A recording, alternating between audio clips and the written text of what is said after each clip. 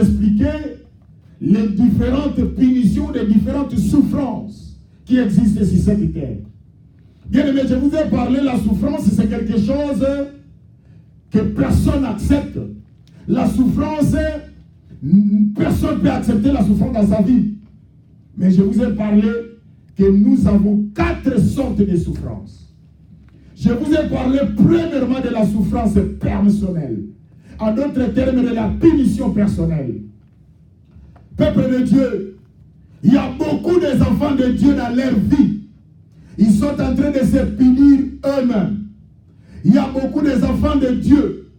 Ils se sont mis dans des pétrins, dans des situations difficiles eux-mêmes, sans le savoir. Je vous ai donné dans la Bible où j'ai parlé de 2 Timothée chapitre 3, verset 1 en descendant, où la Bible nous parle que dans les derniers jours, il y aura des temps difficiles. Les hommes seront égoïstes. Les hommes seront orgueilleux. Les hommes seront irréligieux. Hautains, fanfarons, blasphémateurs. C'est ça que la Bible nous dit dans les derniers jours. Et je vous ai parlé, peuple de Dieu, que lorsque dans votre vie, vous embrassez ces choses, vous allez vous punir vous-même. Rappelez-vous un jour, je vous ai aussi parlé que la Bible, Jésus avait dit, il dit, allez dans le feu éternel qui a été préparé pour le diable et ses anges.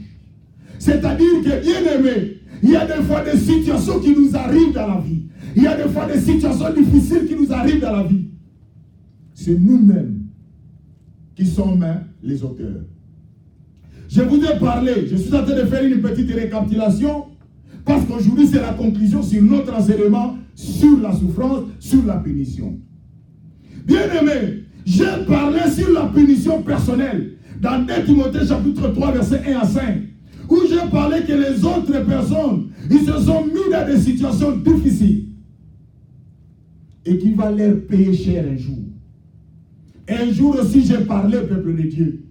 Notre attitude, ce que nous sommes aujourd'hui, déterminera notre altitude. C'est-à-dire, ce que nous serons demain dépend d'aujourd'hui. Si dans ta vie, tu ne prends pas les choses au sérieux, si dans ta vie, tu n'organises pas les choses, ton futur, tu vas les payer cher. Bien-aimés, aujourd'hui nous voyons, il y a des gens qui étaient hier des irresponsables. Mais aujourd'hui, les gens veulent nous responsabiliser leur irresponsabilité d'hier. La Bible nous dit, il y a la punition ou la souffrance personnelle, où il y a des gens qui se sont entrés dans leur conciliabile. Ils se sont entrés dans leur souffrance eux-mêmes. 2 Timothée nous parle. Il dit dans les derniers jours, les hommes seront égoïstes. Bien aimé, ce sont les choses que nous vivons aujourd'hui. Nous sommes en train de traverser des moments d'égoïsme. Nous sommes en train de traverser où tout le monde veut l'égocentrisme, seulement lui. Je vais vous dire une chose. Vous savez, il y a d'autres personnes dans la vie, ils ne t'intéressent pas à toi. Ils ne font même pas attention à toi. Mais le jour qu'il comprend qu'il a besoin de quelque chose qui va venir de toi, c'est à ce moment-là, vous allez voir maintenant, la personne commence à s'intéresser en toi. Parce qu'il sait qu'un jour, il aura besoin de toi. Et j'ai compris, il y a beaucoup de choses dans ces pays. Il y a des fois, il y a d'autres relations, peuple de Dieu. Nous devons avoir le discernement. Il y a des fois dans la vie, il faut se poser des questions. Pourquoi hier, tu n'étais pas avec moi et aujourd'hui, tu es avec moi? Pourquoi hier, tu étais autre et aujourd'hui, tu es autre aussi par rapport à moi? Nous devons nous poser des questions. Parce que ne pensez pas que, bien aimé, toute personne qui s'approche de toi est avec toi. Un jour, j'ai aimé le parole du Seigneur qui a dit, celui qui n'est pas contre nous est pour nous. Bien aimé, j'ai parlé sur la souffrance ou la punition personnelle. Bien aimé, la Bible nous a dit, dans les derniers jours, les gens vont devenir des irréligieux. Il y a des gens qui ne vont pas accepter Dieu. Et j'ai toujours l'habitude de dire aux gens, si tu ne fais pas de Dieu, tu es libre. Lui-même a parlé. J'ai mis devant toi la mort et la vie. C'est à toi de choisir. Il a dit ça. Et un jour, la parole aussi d'Apocalypse chapitre 3, verset 20. Il a dit, voici, je me tiens à la porte et je frappe. Si quelqu'un entend ma voix et ouvre la porte, j'entrerai. Il y a une condition. Il dit, si quelqu'un entend ma voix et ouvre sa porte, moi l'Éternel, j'entre. Nous avons un Dieu qui est respectueux. Nous avons un Dieu qui respecte aussi la volonté des autres. Voilà pourquoi nous disons aux gens, bien aimé, si tu acceptes le Seigneur dans ta vie, tu es libre. Si tu ne fais pas aussi le Seigneur, tu es libre. Parce que l'évangile que nous vous annonçons, ce n'est pas un évangile de menace, mais un évangile de liberté. Tu es libre dans ta vie. Bien aimé, la Bible nous dit que dans les derniers jours, les gens vont devenir des égoïstes, fanfarons, hautains, blasphémateurs, aimant les plaisirs plus que Dieu. Ce sont des choses que nous traversons, ce sont des choses que nous voyons. Les gens aiment le plaisir plus que Dieu. Ce n'est pas mauvais, fais-le. Mais le jour viendra. Tout le monde rendra compte à Dieu. Rappelez-vous encore l'histoire de Noé. Quand Noé disait aux gens, répandez-vous. Le royaume de ses proches. Qu'est-ce que les gens disaient? Noé, c'est sûr et certain que c'est la vieillesse qui t'anime. Mais le jour que Dieu a fermé la porte des lâches, ces gens ont pleuré. Il dit, Noé, si nous t'avons écouté, voilà maintenant nous sommes en train de périr. Nous sommes en train de mourir parce que nous n'avons pas écouté. Bien aimé, c'est ça aussi la Bible nous dit. Il dit que dans les derniers jours, là j'ai parlé de la punition personnelle. Et de deux, j'ai aussi parlé de la punition ou la souffrance des autres. J'ai donné 1 Timothée chapitre 4, versets 1 à 7. Bien aimé, le moment que nous passons, il y aura des gens qui seront des séducteurs, qui vont venir te séduire avec ta foi chrétienne. Si cet homme-là, ou c'est quelqu'un-là, il t'aime, pourquoi il te donne des mauvais conseils? Bien aimé, quelle que soit l'origine de la personne, mais si une personne te donne un bon conseil, il faut les retenir. Il dit qu'il y aura des moments, que des hommes, il y aura des gens qui vont accepter des faux enseignements. C'est le mensonge. Ils vont entrer dans la séduction. Voilà le diable. Il a envoyé l'esprit solitaire dans le monde. Où il y a même des gens qui n'arrivent pas à utiliser leur capacité intellectuelle.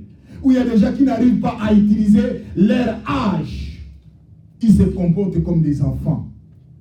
Il a dit, c'est la punition des autres. Bien aimé, nous tous, combien de personnes sont en train de nous influencer? Bien aimé, j'ai toujours l'habitude de dire aux enfants de Dieu, ne soyez pas influencés. Parce que ton chemin n'est pas le chemin de l'autre. Parce que ta voix n'est pas sa voix. Voilà pourquoi, le jour que tu es né, tu n'es pas né avec lui. Et j'ai toujours l'habitude de dire, bien aimé, vous pouvez naître le même mois, mais ce n'est pas le même jour. Vous pouvez naître le même jour, mais ce n'est pas le même âge. Vous pouvez naître la même ère. Pour vous dire que chaque personne que Dieu a créée, il y a une différence. Il y a la souffrance des autres. Comment les autres sont en train de nous influencer pour qu'un jour nous puissions souffrir. J'ai parlé de ça dans 1 Timothée 4, 7, 1 à 7. Il dit qu'il y aura des moments, il y a déjà entrer dans la séduction des faux enseignements. 3. J'ai parlé aussi de la punition ou la souffrance du diable. J'ai donné Jean 10, 10. J'ai donné Ephésiens 4, 27. Où j'ai parlé, la Bible nous dit, le voleur ne vient que pour détruire, égorger et dérober. Mais moi, Jésus, le Fils de l'homme, je suis venu pour que mes brebis aient la vie et qu'ils aient l'abondance. Et dans Ephésiens 4, 27, il nous dit, ne donnez pas accès au diable. Bien aimé, le diable est en train de nous punir. Il est en train de nous entrer dans la souffrance. Et je vous ai encore ajouté un verset qui nous dit dans Apocalypse 12, 12. Il dit, malheur à la terre et à la mer. Réjouissez-vous, cieux. Vous qui habitez à la terre et à la mer, malheur à vous. Car le diable est descendu vers vous, animé d'une grande colère, mais sachant qu'il a payé le temps. Voilà, le diable a compris, il dit, non, moi j'ai raté le royaume. Il faut faire souffrir ces gens. Il faut les punir pour qu'eux aussi, ils n'entrent pas dans le royaume. Et c'est comme je vous ai dit, quelqu'un qui est tombé malade de sida. Il ne veut pas mourir seul. Celui qui a échoué dans sa vie, qui n'a jamais réussi. Il est un gage zéro. il veut aussi que toi, tu échoues. C'est pour cela qu'il te donne des mauvais conseils. C'est le diable. Peuple de Dieu, réveillez-vous. Le diable est là. Il est en train de travailler. Le diable ne va pas venir avec les cornes. Il ne va pas venir d'une forme démoniaque. Mais il va venir au travers de ta soeur, au travers de ton frère, pour que tu ne les découvres pas. Mais réveillez-vous. Mais vous pouvez vous réveiller que dans la prière.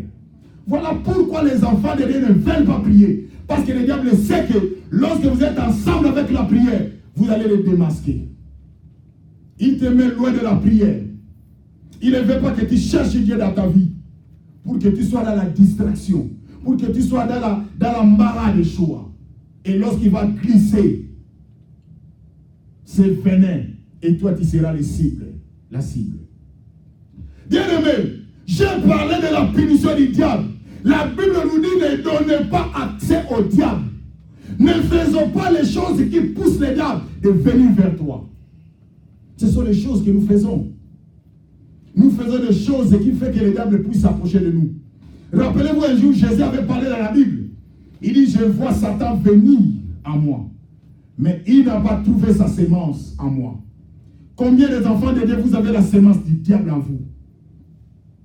Combien des enfants de Dieu vous manifestez les sémences du diable? Plusieurs sémences de l'ennemi en vous. Répentez-vous. La méchanceté en vous, répentez-vous. Les mensonges en vous, répentez-vous. Ça, ce n'est que les sémences du diable. Jésus avait déclaré, et ce jour-là que j'ai compris, que le diable vient toujours vers nous pour nous combattre. Peuple de Dieu, réveillez-vous. Et la Bible nous dit, et aujourd'hui je vais faire 4e point, la punition de Dieu. J'ai parlé de la punition de Dieu, c'est l'enfer. J'ai donné Matthieu chapitre 25, verset 31 à 46, où j'ai parlé de l'histoire dans la Bible, où Jésus était dans son trône de gloire. Parce que la Bible était claire. La Bible parle du trône de gloire. Quand la Bible précise que c'est un trône de gloire, c'est-à-dire qu'il y a d'autres trônes qui n'est pas le trône de gloire. Il est assis, il dit, dans son trône de gloire. Et il y avait des rangées. Il y avait des autres personnes qui étaient à gauche. Il y avait d'autres personnes qui étaient à droite. Là maintenant c'est la punition de Dieu. Je vous ai dit, peuple de Dieu, tombez entre les mains des hommes, Dieu peut vous délivrer. Tombez entre les mains du diable, Dieu peut vous délivrer. Mais ne tombez pas entre les mains de Dieu, parce que personne ne vous délivrera. Il dit à ceux qui étaient à sa gauche, il les appelle les boucs. Il les appelle les boucs, ceux qui étaient à gauche. Et il parle aussi à ceux qui étaient à droite. Il les appelle les brebis. Parce que si vous regardez dans la Bible, les brebis c'est le signe de Dieu. Les boucs c'est le signe du diable. C'est le signe des gens qui ont servi le mal. Ils sont représentés par les boucs. La Bible dit, il dit à ceux qui étaient à sa gauche, il dit, retirez-vous de moi, maudits. Allez dans le feu éternel qui a été préparé pour les diables et ses anges. Ça c'est la punition de Dieu, c'est l'enfer. Bien-aimés, qui parmi nous peut accepter l'enfer? Qui parmi nous peut supporter l'enfer? Personne. C'est pour cela que nous sommes ici, pour chercher Dieu, jour et nuit, pour chercher la grâce de Dieu, la faveur de Dieu, la miséricorde de Dieu dans notre vie. Dieu dit, j'ai été nu, vous ne m'avez pas revêtu. J'avais eu faim, vous ne m'avez pas donné à manger. Ces gens ont posé la question, Seigneur, quand avons-nous vu nu? Et quand avons-nous vu avoir soif? Le Seigneur dit, tout ce que vous n'avez pas fait à ces gens-là, c'est à moi. Bien-aimé, c'est pour cela que le diable ne veut pas qu'entre nous, nous faisons le bien. Il vient dans ton oreille, il vient te donner les mauvais conseils, de haïr ton frère, de haïr ta soeur. Ça, c'est le travail du diable. Tu vas haïr quelqu'un qui ne t'a pas fait du mal. J'ai toujours l'habitude de parler, parmi nous, nous sommes en train de nous haïr par procuration. Vous savez la procuration. Quand quelqu'un écrit une lettre de procuration, c'est-à-dire lui n'est pas disposé, lui n'est pas disponible, il t'envoie avec une lettre, avec une procuration.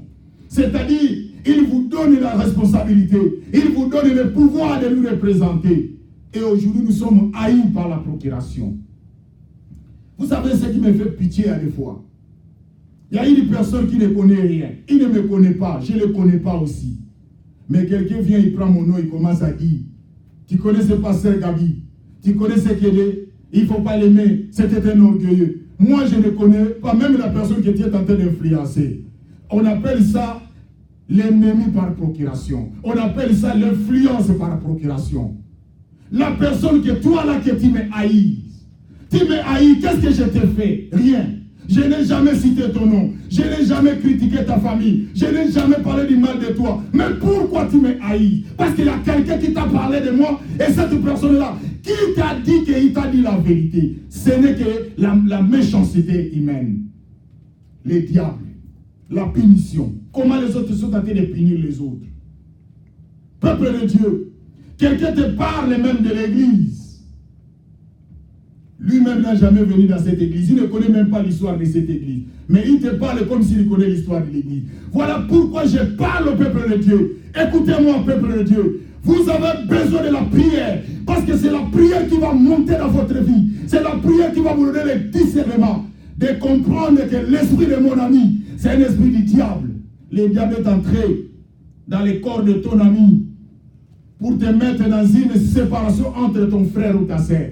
Peut-être la personne qui te parle du mal de l'autre. Peut-être ton frère là, qu'on est en train de vilipender, il peut t'aider aujourd'hui ou demain. Mais voilà comment les autres personnes animées par la jalousie, animées par la haine, animées par la mauvaise foi, ils influencent les autres. Les diables. Il dit à ceux qui étaient à gauche, retirez-vous de moi, maudits. Allez dans le feu éternel qui a été préparé pour le diable et ses anges. Là, c'est Dieu qui est en train de punir. Qui vous a dit que l'enfer était pour vous? L'enfer n'a jamais été créé pour vous. C'était pour les diables et ses acolytes. Mais comme il a vu qu'il vient de perdre le royaume, il vient de perdre le bonheur, il est en train de vous influencer par les péchés. Bien aimé, c'est la méchanceté humaine. Et il dira à ceux qui seront à sa droite, venez à moi. Prenez possession du royaume qui vous a été préparé pour vous dès le commencement. Bien aimé, les bonnes œuvres payent toujours. Même si aujourd'hui les gens ne veulent pas vous croire, même si les gens ne veulent pas vous accepter, mais un jour, ce que vous avez fait, même si ce n'est pas les hommes que vous avez rendu service, vous retournez le bien, mais Dieu vous retournera d'une façon ou d'une autre. Et c'est comme ça que nous avons toujours de vivre. Je vous ai parlé. Peut-être que tu as rendu service à plusieurs personnes. Tu as aidé les gens. Mais les gens que toi tu as aidés, ils t'ont vilipendé. Ils parlent du mal de toi comme si tu ne les as pas aidés. Bien aimé, ne vous en faites pas. Ne pleurez pas. Ne vous lamentez pas. Laissez Dieu. Lui-même a dit, laissez agir la colère. Car à moi la vengeance, à moi la rétribution. Ce que nous faisons sur cette terre, à moins que cette personne vous a fait du mal. Mais si vous a fait du bien, la justice et le feu de Dieu sur vous. Ça, c'est le travail du diable. Il a dit à ceux qui étaient à sa droite, venez, prenez possession du royaume qui vous a été préparé dès le commencement. Bien aimé, Dieu est là, il a besoin de nous pour le royaume. C'est pour cela que les gens ne veulent pas que nous leur prêchons la droiture, l'intégrité, le péché. Les gens veulent le libertinage. Les gens veulent être libres. Ils ne veulent pas suivre l'orientation. Bien aimé, nous avons besoin de faire de bonnes choses. L'église est là pour vous orienter, de suivre et de faire de bonnes choses. Et enfin, 5. Je vais conclure dans Jean chapitre 3, verset 16. Jean chapitre 3, verset 16.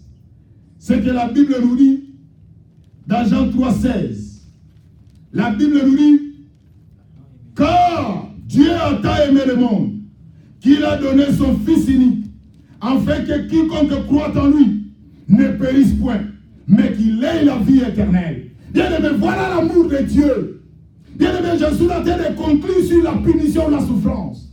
Bien aimé, je vous ai parlé pendant 4 dimanches sur la souffrance, sur la punition. Comment nous sommes en train de nous punir nous-mêmes. Parce que nous sommes en train de nous comporter mal, dans la mauvaise voie. Nous sommes en train de nous punir sans le savoir. Je vous ai parlé comment les autres personnes nous punissent. Ils nous donnent de mauvais conseils. Ils nous orientent dans la mauvaise voie. ils sont en train de nous punir. Vous savez qu'il y a d'autres personnes qui sont en train de pleurer aujourd'hui parce qu'ils avaient accepté les conseils de l'autre, des mauvais conseils. Quelqu'un qui te dit, ne respecte pas ton mari. Vous tous, vous êtes égaux dans ce pays. Est-ce que tu sais d'abord que toi, tu es plus que lui? Ça, c'est un ami ou une amie qui te donne ces conseils-là. Et toi, tu viens dans ton mariage, tu manques ton mari. Et quand ton mari te met à la porte, tu commences à pleurer. Allez voir ton ami là qui t'a donné conseil de te marier. Parce que tu ne sais pas ce qui étaient ses intentions. Tu ne sais pas parce que lui, il a raté le mariage. Parce que lui, personne n'a souhaité, l'a proposé le mariage. La haine, il est toujours menacé par la haine. La gangrène de la haine. Il est animé par la jalousie. Il ne maîtrise pas ses sens. Et c'est ce qui fait qu'il vient te donner un mauvais conseil. De ne pas respecter ton mari, de ne pas respecter tes parents, de ne pas respecter tes soeurs, de ne pas respecter tes frères, de ne pas se respecter mutuellement. L'influence des autres. Et il dit, car Dieu a tant aimé le monde, qu'il a envoyé son Fils unique, afin que quiconque croit en lui ne périsse point, mais qu'il ait la vie éternelle. Dieu ne veut pas que nous périssions. Dieu ne veut pas que nous puissions mourir. C'est pour cela qu'il a envoyé son Fils Jésus. Et regardez, dans 1 Jean chapitre 5.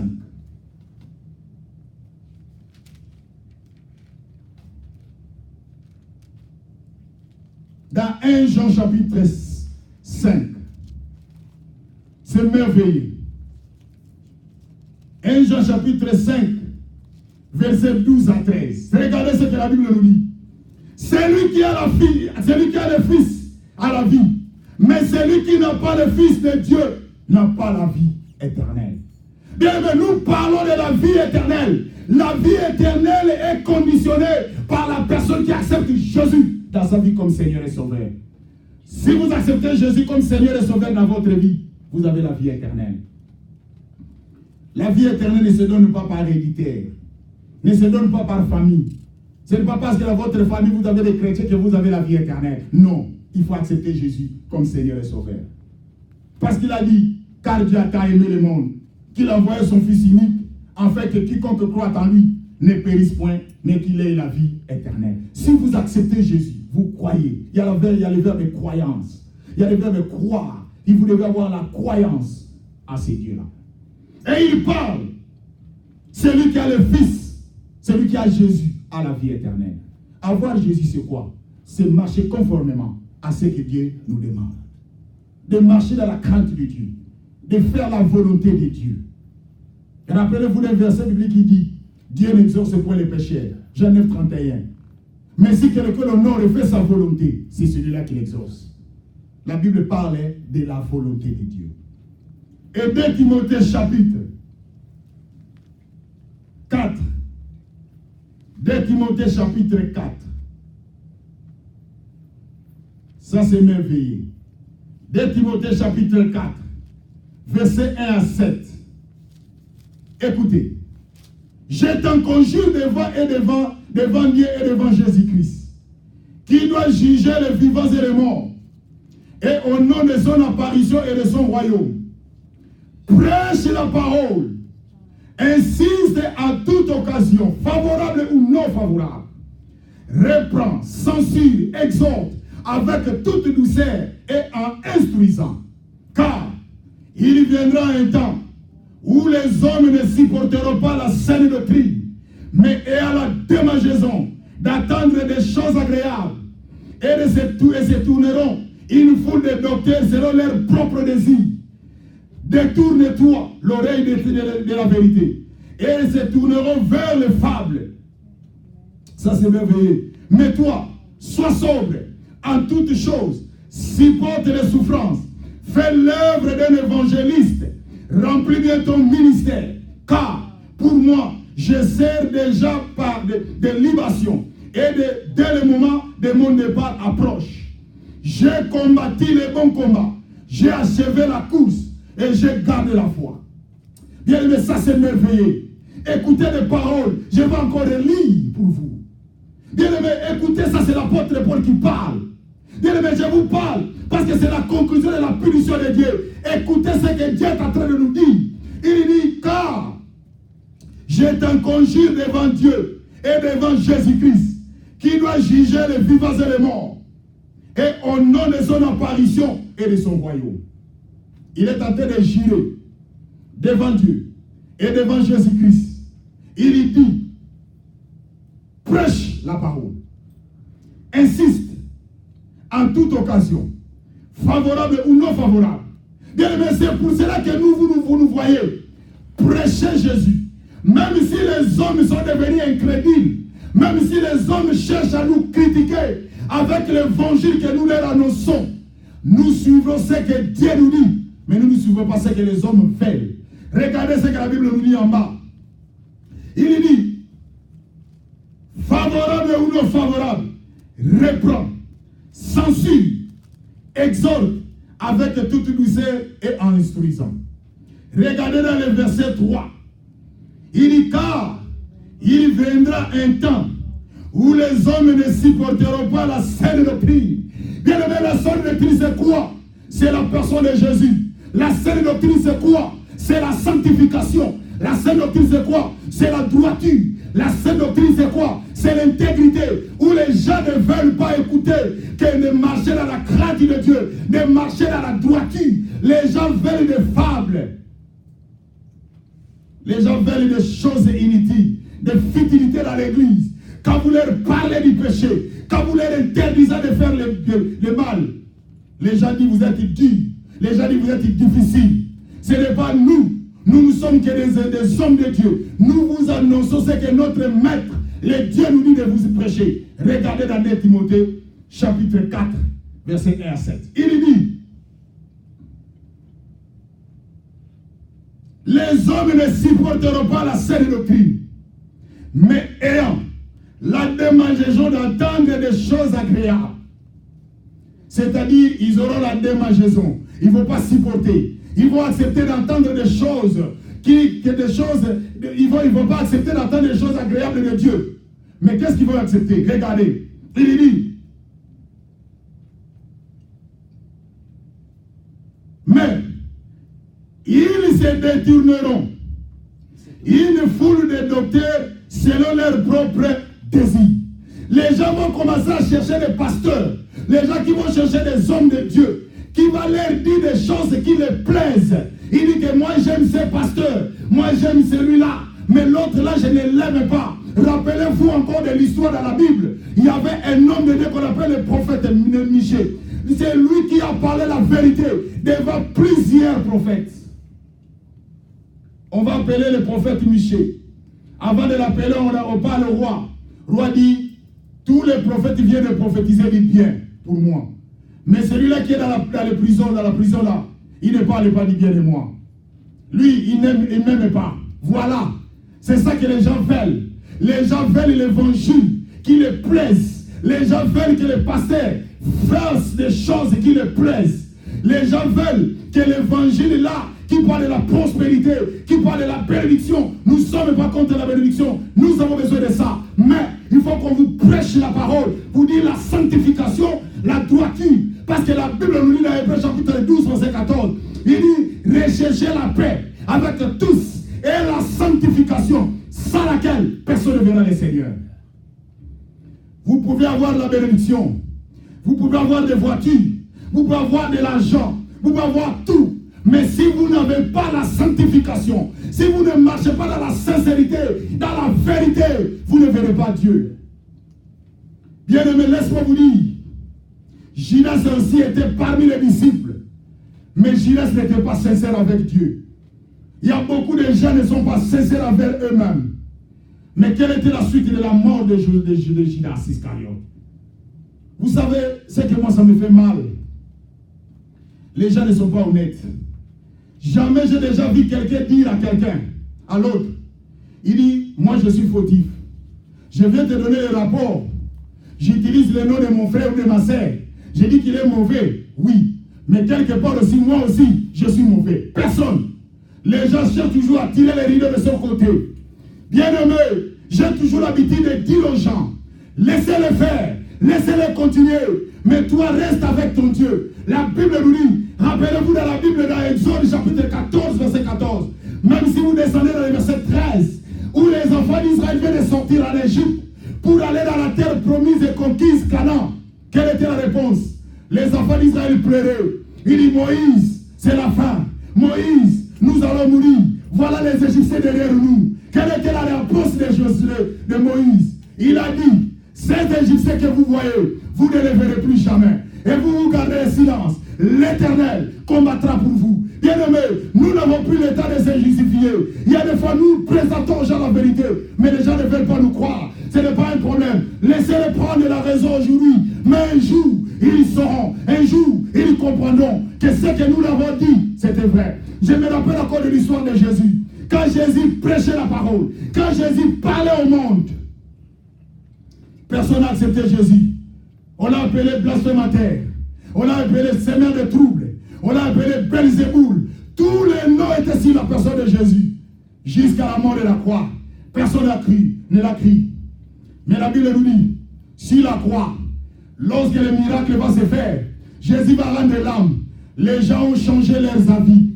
Ils ont dit, certainement, cet homme est fils de Dieu. Bien-aimés, ne cherchez pas la justification humaine. Ne cherchez pas que les gens vous applaudissent. Mais laissez Dieu vous conduire. Si ce que vous avez fait est vrai, Dieu seul connaît. Si ce que vous faites aussi est faux, seul Dieu connaît. Ce qui est plus important, c'est Dieu qui nous connaît. La vraie raison, nous n'avons plus le temps de se justifier. Je me rappelle encore l'apôtre Paul. Il y a des gens qui marchaient, qui voyageaient avec l'apôtre Paul. Personne ne le croyait. Lorsqu'ils ont fait naufrage, ils ont dit, cet homme, la malédiction est en train de le suivre. Qu'est-ce que les gens n'ont pas dit dans son voyage? Mais après, quand l'apôtre Paul était mordu par les serpents, les gens ont dit, voilà, ça ce n'est que les conséquences de sa malédiction. Il a été mordu par les serpents. La Bible nous dit, les gens ont entendu la mort de Paul. Ils ont entendu, ils n'ont pas vu Paul tomber. Parce que Paul était un homme de Dieu. Il était celui qui avait une alliance avec Dieu. Bien aimé, je vais vous dire ce soir, je vais vous dire cet après-midi.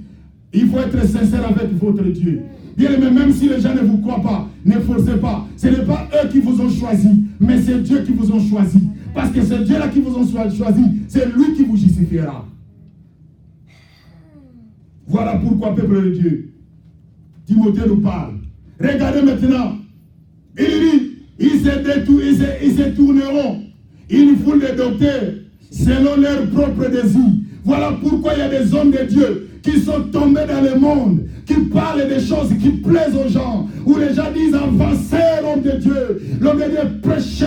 Quand les gens parlent de ça, c'est-à-dire qu'ils sont en train de parler contre l'autre, ils oublient, ce n'est pas ça.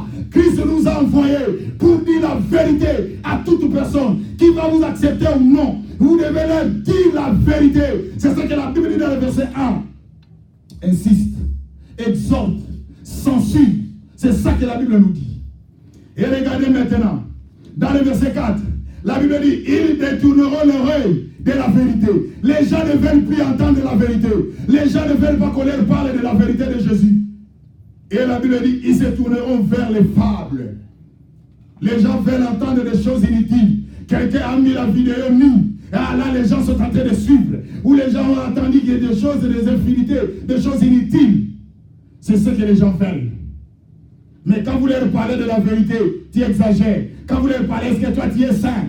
C'est pour cela que j'ai toujours l'habitude de dire aux gens, je ne suis pas saint. Mais je suis en train de faire l'effort de devenir saint. Parce que la Bible nous dit, soyez saints, comme moi je suis saint. La Bible nous demande, moi je ne suis pas. Mais je suis en train de travailler. C'était un travail de longue haleine. C'était un processus pour devenir saint. Et seul Dieu connaîtra. C'est lui qui jugera, qui va connaître, tu es devenu saint. Regardez dans le verset 5. Il dit, mais toi, sois sobre en toutes choses, supporter les souffrances, mais l'œuvre d'un évangéliste est remplie dans ton ministère. Et il dit dans le verset 6, car moi, je sers déjà de libation, et le moment de mon départ approche. Et dans le verset 7, il dit, j'ai combattu le bon combat, j'ai achevé la course, je garde la foi. Bien aimé, le temps est arrivé que nous devons garder la foi, quel que soit le vent, quelles que soient les difficultés dans ta vie, même si tu manques de l'argent, même si tu manques la voiture, même si tu manques la femme, même si tu manques les enfants, même si tu manques le mari, tout ce que tu peux manquer, garde ta foi. Ce qui est plus important, nous sommes dans un combat, nous sommes en train de combattre sur cette terre, nous devons toujours tenir bon, parce qu'un jour, le Seigneur reviendra et il nous récompensera. Que Dieu vous bénisse. Bonsoir, nous allons prier, nous allons fermer les yeux. Nous allons prier. Tu vas demander à Dieu que le Seigneur t'accorde la force, que le Seigneur te donne la foi, bien-aimé, de ne pas succomber, de ne pas tomber, même si tu manques, même si tu n'as rien, mais que tu restes fidèle à ce Dieu-là, dans le nom de Jésus-Christ, le Seigneur. Oui, notre Dieu, Seigneur, nous bénissons encore ton nom. Nous bénissons encore ta grâce. Yahweh, merci. Parce que nous venons de prendre cet enseignement. Pendant 4-5 dimanches, nous venons de parler sur la punition ou la souffrance. Mais nous avons compris qu'il y a la souffrance personnelle. Nous souffrons nous-mêmes. Nous sommes en train d'apporter la souffrance nous-mêmes. Il y a la souffrance des autres. Personnes qui nous font souffrir par leurs mauvais conseils, par leurs mauvaises attitudes. Il y a aussi la souffrance du diable. Il y a le diable qui nous punit, qui nous engloutit dans le mal. Il y a aussi la punition de Dieu. C'est-à-dire Dieu nous frappe d'aller à l'enfer. Mais ce que j'ai aimé dans la conclusion, il y a l'amour de Dieu. Il a envoyé son fils Jésus. Dans Jean 3,16, il a dit, voici, j'envoie mon fils, afin que quiconque croit en lui ne périsse point, mais qu'il ait la vie éternelle. Et la Bible ajoute encore, dans l'épître de Jean, il dit, celui qui a le fils a la vie éternelle, mais celui qui n'a pas le fils n'a pas la vie éternelle. Merci Père, parce que tu viens encore de nous dire, il y a encore les moments que nous sommes en train de traverser. Nous devons tenir, nous devons toujours rester dans la foi, quel que soit le vent, quelles que soient les difficultés, quels que soient les manquements. Nous ne pouvons pas céder à cause des autres, parce que le royaume qui m'attend, je ne peux pas être influencé par les autres. Je vais suivre Jésus dans ma vie, parce que je sais où j'étais, je sais où je suis, je sais où je vais. Eh mon Dieu, où je vais. Voilà pourquoi notre Dieu, j'ai besoin de toi. Que tu viennes dans ma vie. Seigneur, j'ai besoin de toi. Même si là où les autres, les frères ils sont abandonnés, ils sont tombés. Yahweh, je vais toujours tenir. L'apôtre Paul parle. Je tiens la course et je suis en train de prendre ma victoire. Yahweh, merci pour cette parole. Merci Seigneur pour m'exhorter, pour me réconforter, pour me redynamiser avec cet évangile. Yahweh, nous bénissons ton nom. Que la grâce et la faveur du Seigneur soit avec nous dans le nom de Jésus. Nous t'avons ainsi prié. Merci Seigneur Jésus-Christ. Merci Seigneur Jésus-Christ. Amen. Nous acclamons très fort notre Seigneur.